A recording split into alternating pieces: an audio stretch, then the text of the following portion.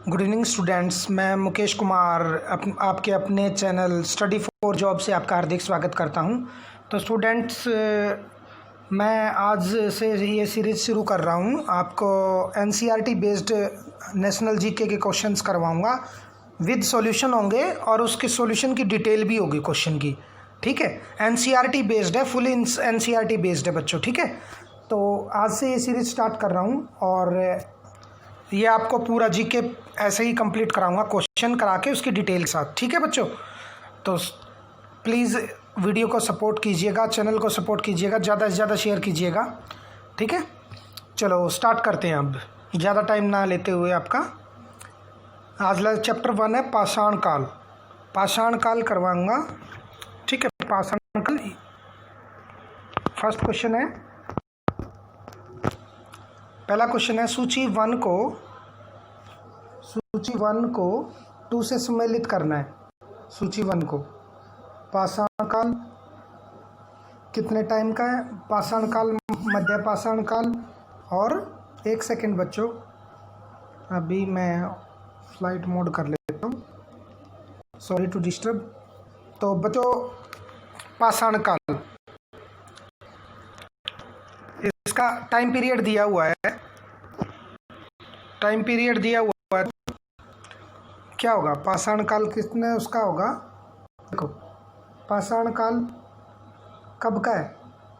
इसका option A answer है, यानी ए का दो यानी 20 लाख ईसा पूर्व से 9000 ईसा पूर्व। ए का ये हो गया।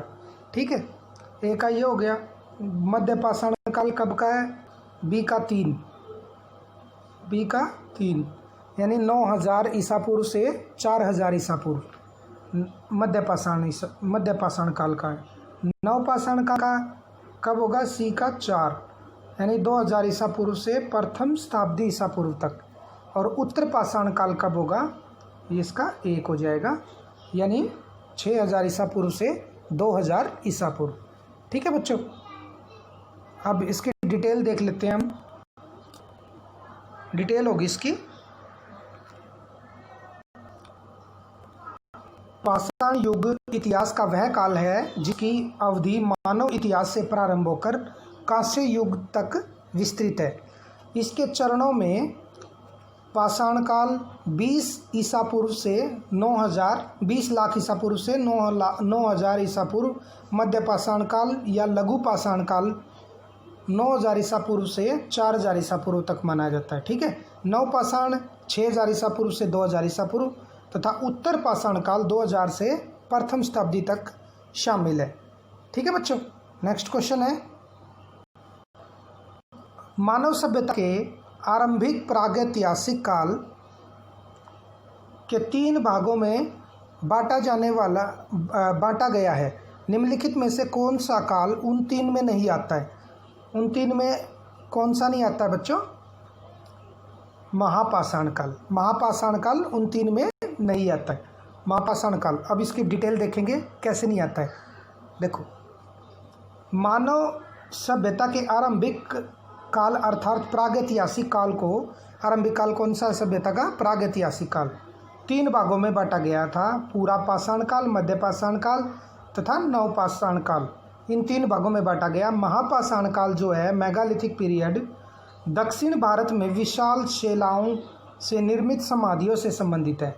ठीक है, इतिहासकारों ने महापाषाण काल का निर्धारण जो है 1000 ईसा पूर्व से लेकर प्रथम ईसा पूर्व के मध्य निर्धारित की है। ठीक है, इसके निर्धारित किया है। ठीक है बच्चों, नेक्स्ट क्वेश्चन है, निम्नलिखित पर विचार कीजिए। पूरा पाषाण काल, मध्य पाषाण काल और नव पाषाण काल, इस पे विचार करना है। तो इसका आंसर क्या होगा? केवल 2, मध्य पाषाण काल। यानी किन काल के औजारों में माइक्रोलिथ और लघु अथवा लघु कहते हैं? कौन से काल को लघु कहेंगे? ये कहेंगे केवल दूसरे वाले को, यानी कि मध्य पाषाण काल को लघु पाषाण काल कहेंगे। ये अभी थोड़ी देर पहले ही करवाया था, अब डिटेल में ध्यान दिया होगा आप लोगों ने। तो इसकी डिटेल और देख लेते हैं। इसकी डिटेल देख लेते हैं।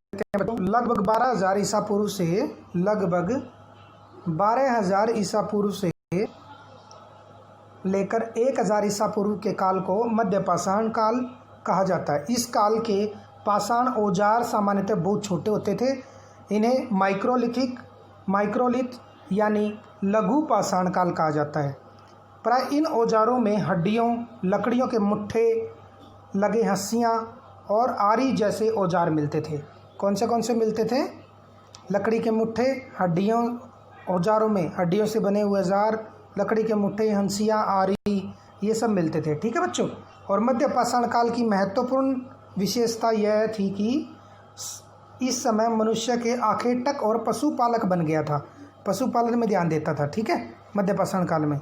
मध्य पाषाण काल की जानकारी सर्वप्रथम 1867 में CN क्लाइनिकल द्वारा सिंगल यानी श्रीलंका क्षेत्र में लघु पाषाण उपकरण खोजने के साथ हुई थी। ठीक है बच्चों, श्रीलंका से शुरुआत हुई थी 1867 में, CN क्लाइकल ने शुरू की थी। ठीक है, नेक्स्ट क्वेश्चन बच्चों, नेक्स्ट है, सबसे पहले मानव द्वारा सदृश प्राणी को प्राक मानव यानी होमोसेपियंस से प्रजातीय रूप से भिन्न था, उसे सामान्यतः जाना जाता है। ठीक है, कैसे में जाना जाता है? प्राकेंथ्रोप्स के रूप में, पिथेकैंथ्रोपस के रूप में, पिथेकैंथ्रोपस के रूप में जाना जाता है। पिथेकैंथ्रोपस के रूप में न जाना जाता है। आरंभिक मध्य के अंत नूतन काल में विश्व के अनेक भागों में अधिक विकसित मानव जाति का आविर्भाव हुआ। इसे हम क्या कहेंगे? पिथेकैंथ्रोपस। इंग्लिश में इजीली समझ आ जाता है। पिथेकैंथ्रोपस और होमो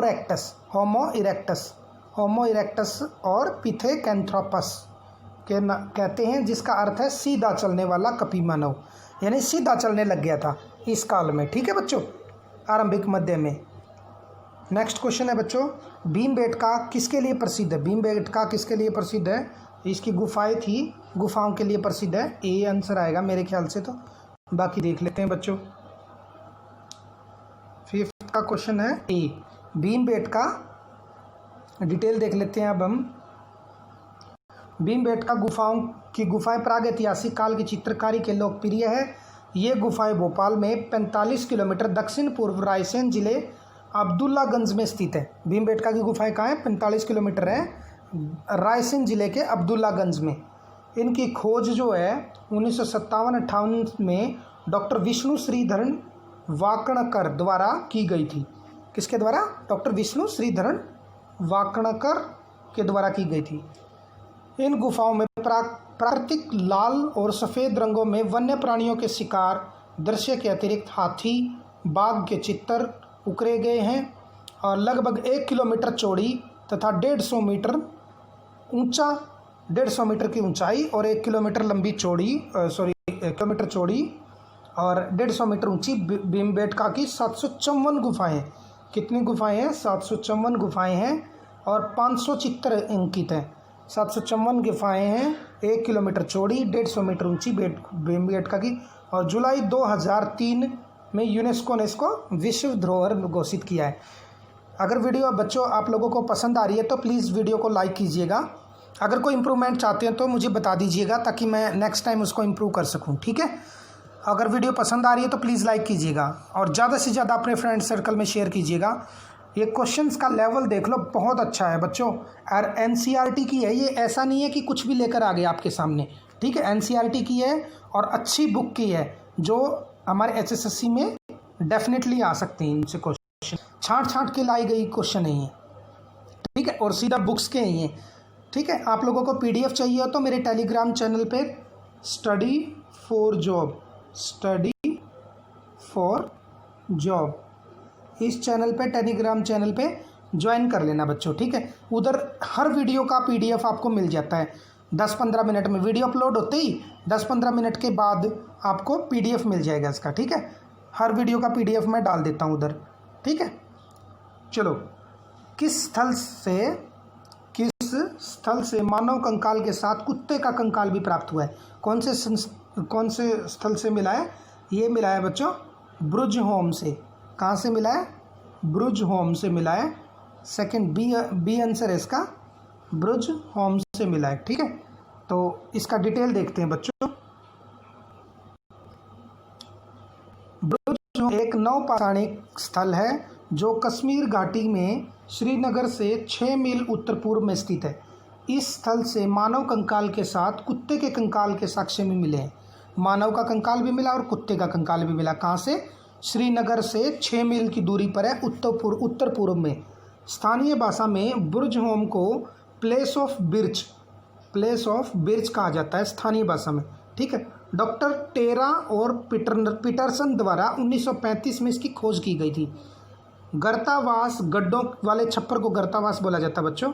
इस स्थल की प्रमुख विशेषता है यहाँ के लोग कृषि से परिचित थे। ठीक है, कृषि से परिचित थे बच्चों यहाँ के लोग। नवपाषाणिक स्थल है। ठीक है, कश्मीर श्रीनगर में है। नेक्स्ट क्वेश्चन है बच्चों, नवदाटोली का उत्खनन किसने किया था? नवदाटोली का उत्खनन किसने किया था बच्चों? नवदाटोली का उत्खनन किया था किसने? HD सांकलिया ने। HD सांकलिया ने किया था नवदाटोली का उत्खनन। क्वेश्चंस का लेवल बहुत हाई है बच्चों, इसीलिए लेकर आया हूँ। लूसेंट स्पीडी वगैरह तो आप लोगों ने पढ़ के रगड़ के छोड़ दी होगी, इसलिए मैं ये चाहता हूँ कि आप अच्छे लेवल के क्वेश्चन करें। ठीक है ना, कम करें लेकिन अच्छे लेवल के करें जो आ सकते हैं। नवदाटोली के बारे में पढ़ेंगे हम। नवदाटोली जो है इंदौर से दक्षिण की ओर 60 मील की दूरी पर है, मालवा संस्कृति से संबंधित है।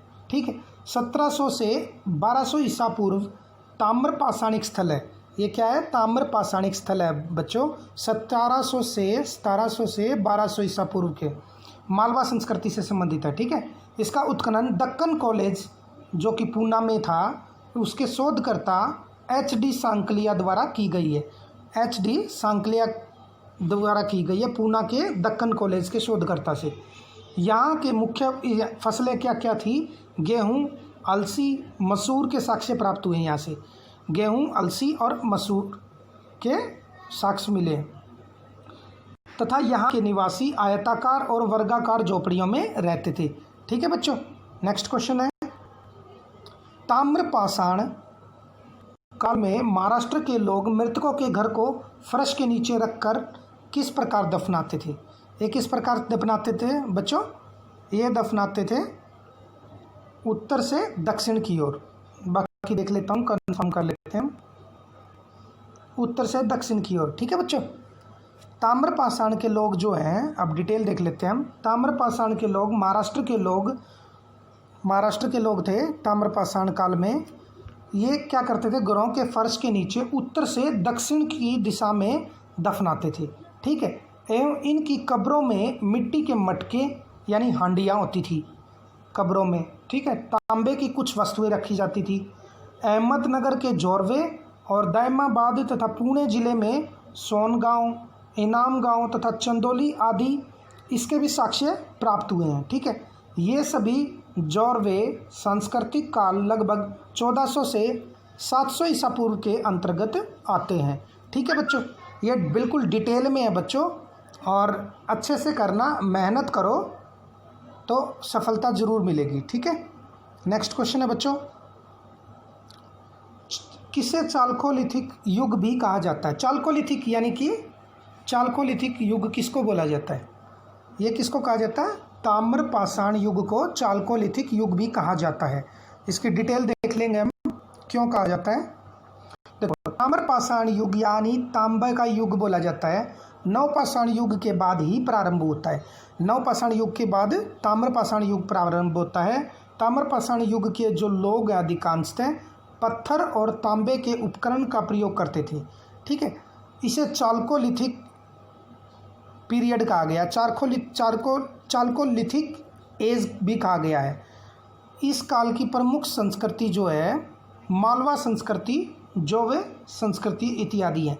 मालवा संस्कृति और जोवे संस्कृति ये चालकोलिथिक युग से संबंधित है। ठीक है बच्चों, नेक्स्ट क्वेश्चन है बच्चों, गैरिक मृदबांड पात्र, गैरिक मृदबांड पात्र OCP का नामकरण हुआ था। ये कहाँ हुआ था? हस्तिनापुर में हुआ था। गैरिक मृदबांड पात्र OCP का नामकरण कहाँ हुआ था? हस्तिनापुर में। डिटेल देख लेंगे बच्चे हम। डिटेल क्या होगी इसकी? गैरिक मृदबांड संस्कृति OCP 2000 ईसा पूर्व से 1500 ईसा पूर्व का नामकरण हस्तिनापुर और अतरंजी खेड़ा से हुआ है। हस्तिनापुर और अतरंजी खेड़ा से हुआ है OCP यानी गैरिक मृदबांड संस्कृति का। हरियाणा और राजस्थान की सीमा पर अवस्थित जोधपुर में, हरियाणा और राजस्थान की सीमा पर जो जोधपुर है ना, गैरिक मृदबांड का एक छोटा जमाव देखा गया है। उधर गैरिक मृदबांड का छोटा जमाव देखा गया है। यहाँ से काले व लाल मृदबांड का प्रयोग करने वाले लोगों की बस्तियों के अस्तित्व का पता चलता है। ठीक है बच्चों, नेक्स्ट क्वेश्चन है, उस समय उस स्थल का नाम बताइए जो वर्तमान में बलूचिस्तान में स्थित है। कौन सा है? मेहरगढ़। मेहरगढ़ है जो बलूचिस्तान में स्थित है वर्तमान में, और ये पाकिस्तान में पड़ता है। ठीक है बच्चों, देखिए मेहरगढ़ वर्तमान में बलूचिस्तान में है, यानी कि पाकिस्तान में बोलन नदी के किनारे पर स्थित है। बलूचिस्तान पाकिस्तान के बोलन नदी के किनारे पर स्थित है मेहरगढ़। यहाँ से नवपाषाण काल से लेकर हड़प्पा काल तक के सांस्कृतिक इतिहास के अवशेष मिले हैं। ठीक है बच्चों, यहाँ से कृषि क्रम के साथ साथ तांबा गलाए जाने के साक्ष्य भी मिले हैं। ठीक है बच्चों, आज के लिए बस इतना ही था। ये मैंने कहने को 11 क्वेश्चन है, इनसे देख लो आप, ज़्यादा नहीं तो 50 क्वेश्चन तो कवर हो ही गए होंगे, 4-5 गुना तो आराम से कवर हो गए होंगे। ये आप ध्यान से देख लीजिएगा, और इसकी आपको PDF चाहिए होगी तो PDF आपको मिल जाएगी।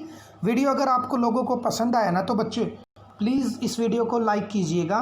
वीडियो पसंद आया तो ज़्यादा से ज़्यादा शेयर करना है। ठीक है, आपके भरोसे ही हैं, आप ही चढ़ाने वाले हो। ठीक है बच्चों, ज़्यादा से ज़्यादा सपोर्ट करो, लाइक करो, शेयर करो, और अगर आप पहली बार देख रहे हैं इस वीडियो को तो प्लीज़ सब्सक्राइब ज़रूर कर लेना, और सब्सक्राइब कर बेल आइकन ज़रूर दबा लेना, ताकि आप लोगों के पास हर तरह का नोटिफिकेशन आपको मिल सके। बेल आइकन ज़रूर दबा लीजिएगा। ठीक है, बेल आइकन ज़रूर दबा लीजिएगा ताकि नोटिफिकेशन आपको मिलता रहे हर वीडियो का। ठीक है बच्चों, आज के लिए बस इतना ही। अपना ख्याल रखिए, अपनी फैमिली का ख्याल रखिए। बाय बाय, टेक केयर, जय हिंद, जय भारत।